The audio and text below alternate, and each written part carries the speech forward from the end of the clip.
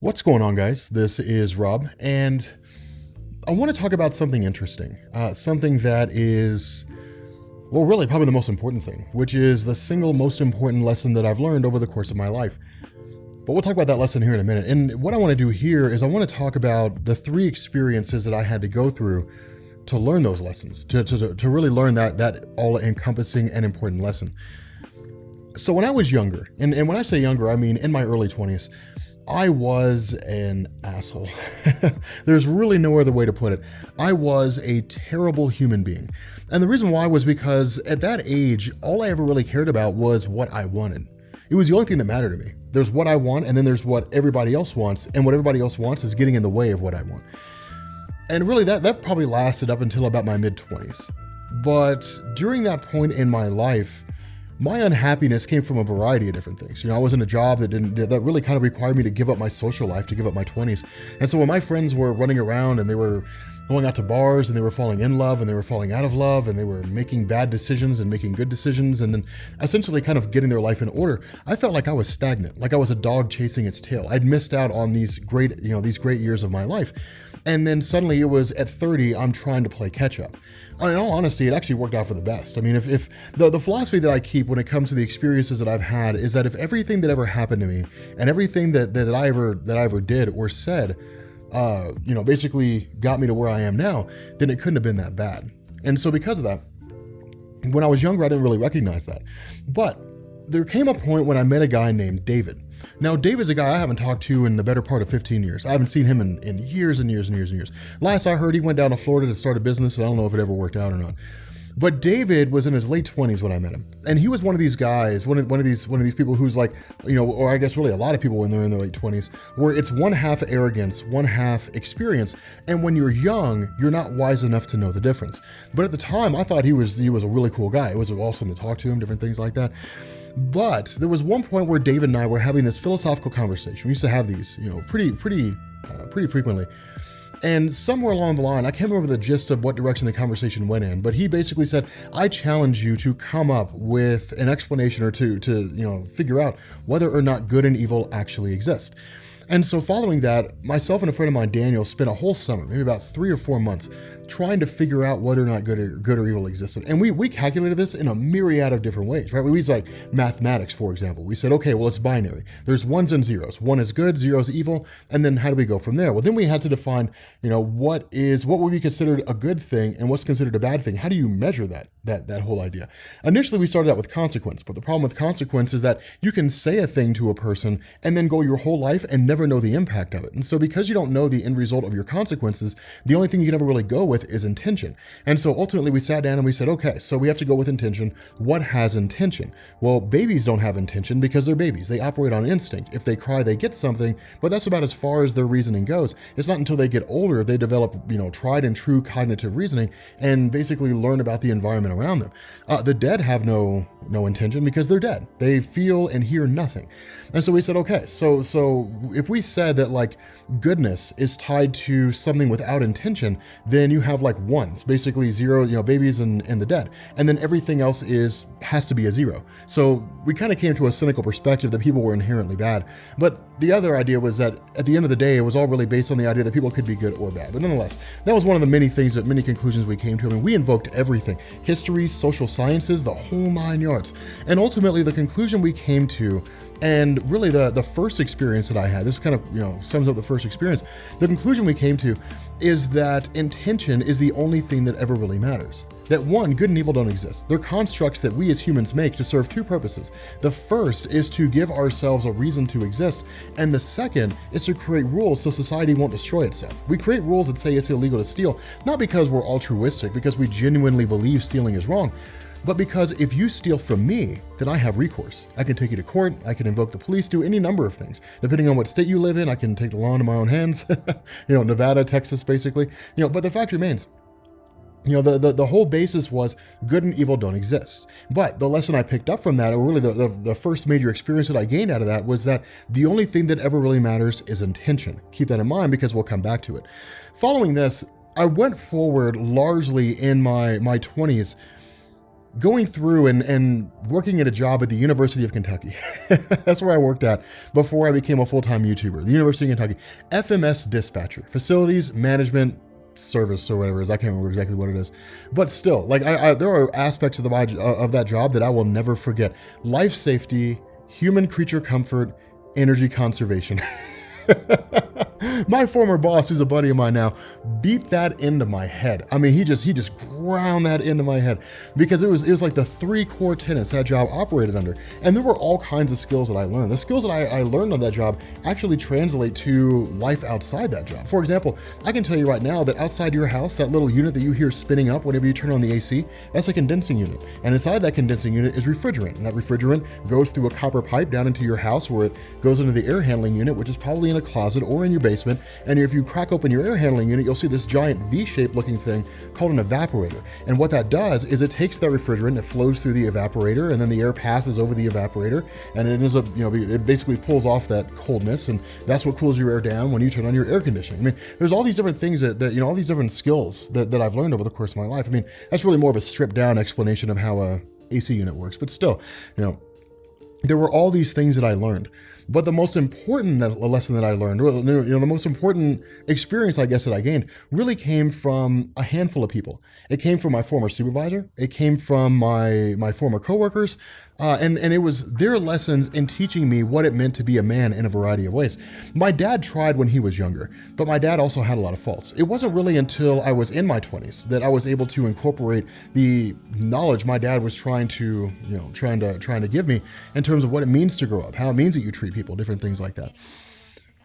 Over the course of that job, the experience that I gained from my former supervisor and former coworkers, I learned a lot of things about money management, about investment, but I really learned more things about how to deal with, how to view yourself and how to treat people around you.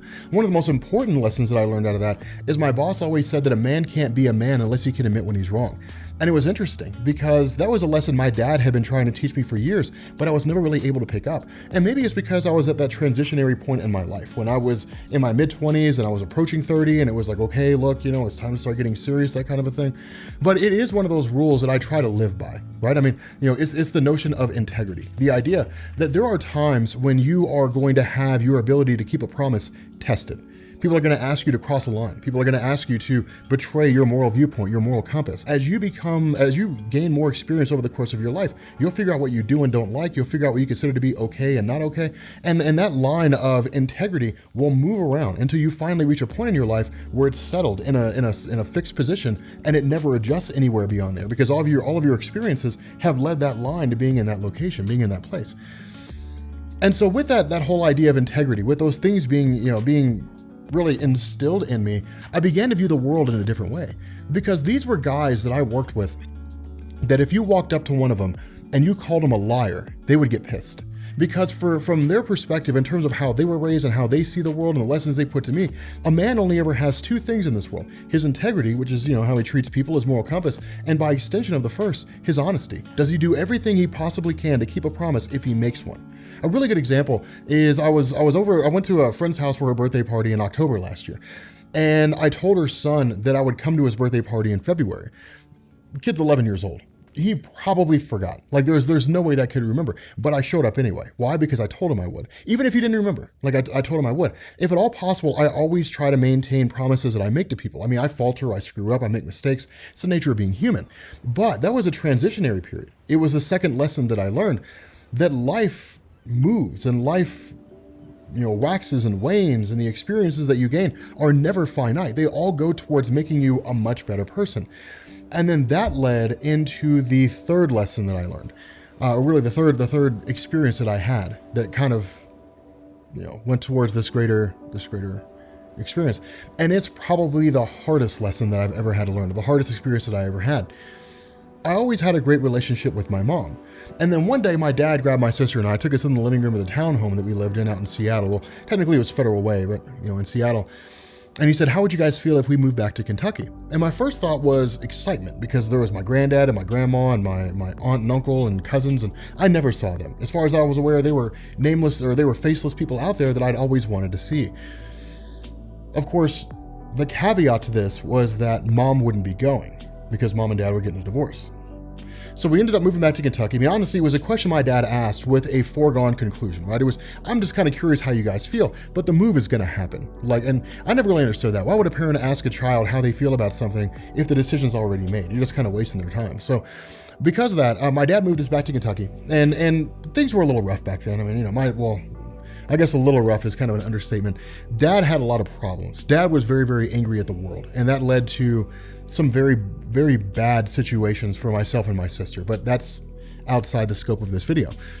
The fact remains here that when my mom finally came back, in a lot of ways, it was kind of like, awesome, mom's back, mom's here and that kind of thing. And she was there for quite some time. I mean, mom was a huge part of my life back then because I loved being around her, and it was always fun to hang out and fun to spend time with her and different things like that. Well, mom got hired on about 2 or 3 years after I did at UK. And so it was cool to see her, when she was working around there and different things like that. And there was one point where I was over at her house because we were supposed to go to Morehead State, and we were supposed to pick up my sister that Friday. And mom was expecting call for a surgery she was supposed to have because she was really, really overweight when she was younger, and it had basically just eroded the cartilage in her knees. And so the surgery was basically going to place 2 metal brackets, on her inner joint right there, so that she would have a seamless, smooth motion, and it would simulate cartilage, and she wouldn't have to worry about her knees hurting whenever she walked around. Well, of course, when you go through any kind of surgery, they put you through the ringer. I mean, they put your blood work through the ringer to make sure you're not going to bleed out on the operating table, to make sure you don't have any illnesses that you weren't aware of or anything like that. And so mom was getting a call that was going to give her the results of her blood work and say, hey, look, either you qualify or you don't qualify. So I'm sitting in the living room, mom's phone rings. Okay, cool. Because mom's like, I'm supposed to get the call like 4:30 or something like that. And it was about that time. So I've got the TV going, and I've got one ear listening to what's going on. And mom was really, really excited when she answered the phone, and then she got really, really quiet. And that was always a cue to me. I always knew something was wrong whenever mom got really, really, really quiet.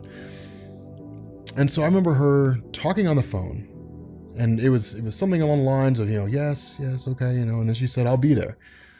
And I was like, what in the world? So I went over there, and I was like, is everything okay? And she looked up at me, and I'll never forget, she had this expression with 3 different emotions. The first one was shock. The second one was sadness, and the third one was hope. I'll never forget that face as long as I remember. It was like those 3 emotions all kind of immersed into a single face. And my first thought was they turned her down. She'd been rejected for her surgery. And it was like, damn, because I knew how much it meant to her. I knew it meant a lot to her. And so she looks up at me, and I was like, is everything okay? What's going on? And she started crying. And I'd only ever seen mom cry a handful of times, maybe 3 times since she had come back to, since she went back to Kentucky, came back to Kentucky. I only ever seen her cry like maybe 3 times. And she started crying, and she said, I have cancer. And right then and there, everything just seemed to stop, right? I mean, it's just like, and then I immediately understood the 3 expressions she had in her face. I immediately understood what she was talking about. I mean, it was shock, sadness, and hope. Shock at the news she got, sadness at the fact that it might be true, but hope that it wasn't. And it was like, damn. And so I remember getting in, jumping in the truck, because she stayed home. I jumped in the truck, drove to Morehead, like an hour away, grabbed my sister, brought her back. And I remember my sister came running into the house, and she lost it. I mean, all self-control went right out the window. She's just crying like I've never seen my sister cry before.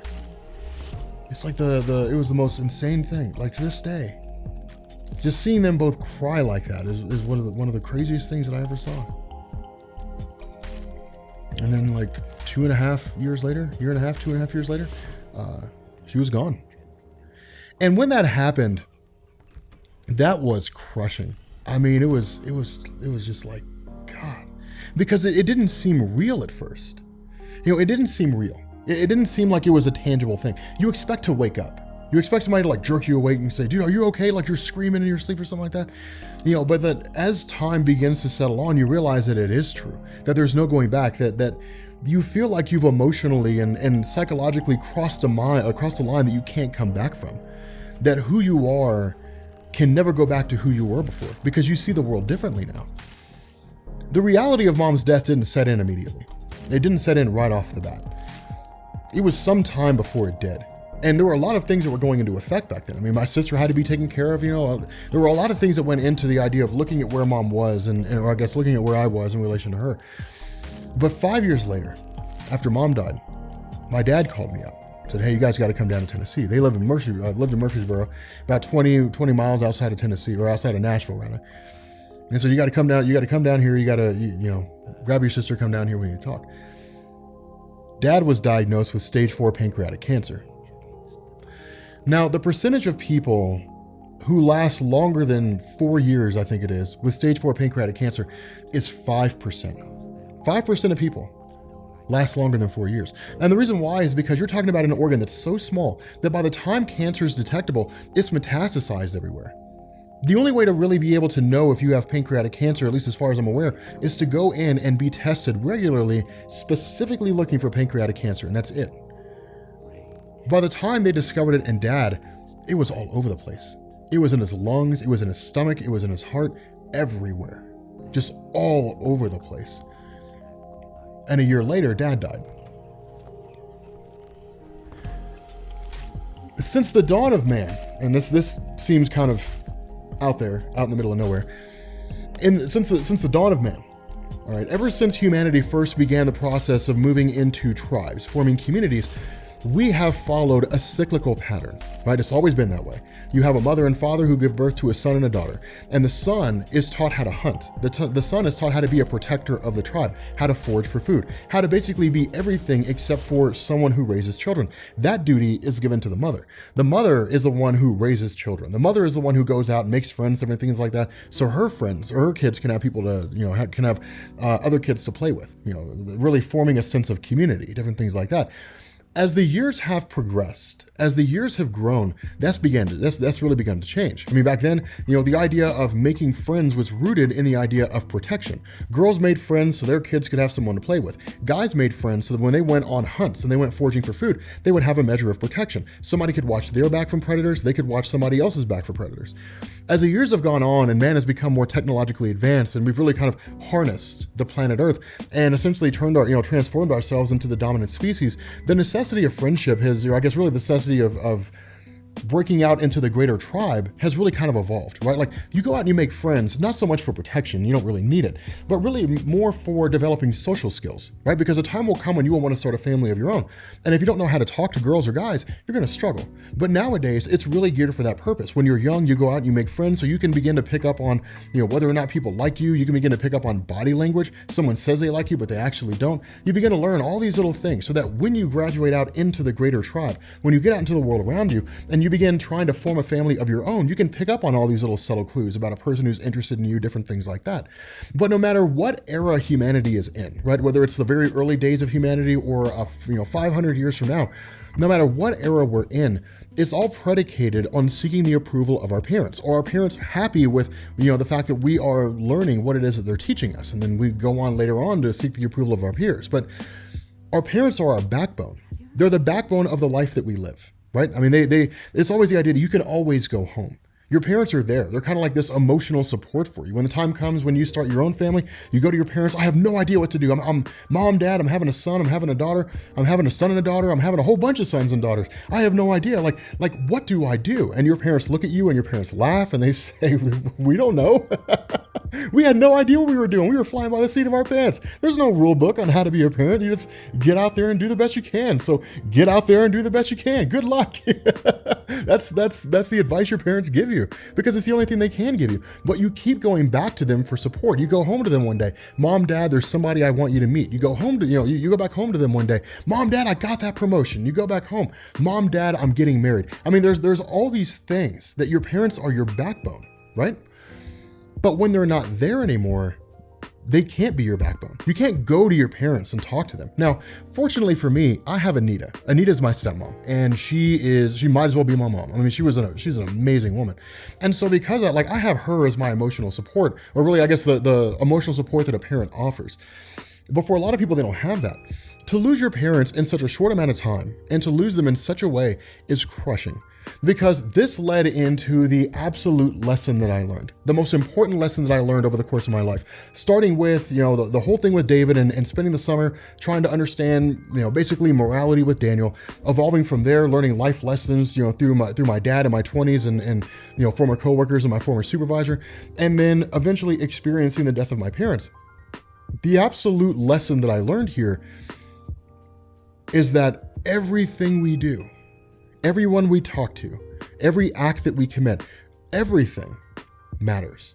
That it's all relevant. That how we treat people matters. What we say to people matters. They're so significant. That integrity and honesty really are the only two things that a person has. We lose our parents. God forbid we might lose our kids. We lose brothers, we lose sisters. We lose people who were close to us. It's like Al Pacino said in the movie Any Given Sunday. As you get older, things get taken from you. It's just the way the world works. It's just how it goes. But the one thing you can never ever lose is integrity or honesty. It's like me trying to take away from you the knowledge that 2 + 2 = 4. You'll know that forever. I guess the only way I really could take it away is to wipe your memory, but still, by and large, under most normal circumstances, you're going to recall that forever. And that's the way honesty and integrity are. They're the most important things any one person is ever going to have. Do you treat people with respect? Do you treat them well? Even if they treat you terribly, do you still treat them with respect? Not because you believe they deserve it, but because it's the only way for you to stay a good person. I mean, you move away from that human being, but still, if at all possible, do you keep your word? Do you try to do the right thing, even when it seems impossible? Even when it seems unnecessary, and even when it seems like you shouldn't, especially when it seems like you shouldn't. This was the most important lesson that I learned. At 34 years old, I'm pretty sure I'm solid in doing the best I can and trying to be as honest as I can. I mean, like I said, I screw up and make mistakes. But still, it is I wish that it didn't cost so much to learn that lesson, but it is a valuable lesson to learn. And it is a valuable thing to know that integrity and honesty are the only things that any one person ever has. And you have to operate on that. You have to take that assumption and run with it. Be a person of integrity and be an honest person. But with that being said, guys, I thought it'd be kind of fun to make a video talking about this and address this. But let me know what you guys think down in the comment section. And yeah, I will catch you all later. Peace.